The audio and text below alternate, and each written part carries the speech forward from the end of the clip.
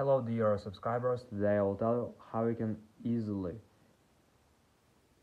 hide your email on Facebook. So for doing this you just need to go to your Facebook.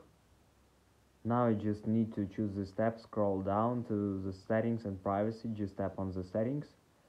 So here you need to choose personal information, so just tap on it. Here you need to open contact info, and here you need to choose your email, so just tap on your email, and here you will see option who can see this email address, so just tap on it, and here you will see only me, friends or public.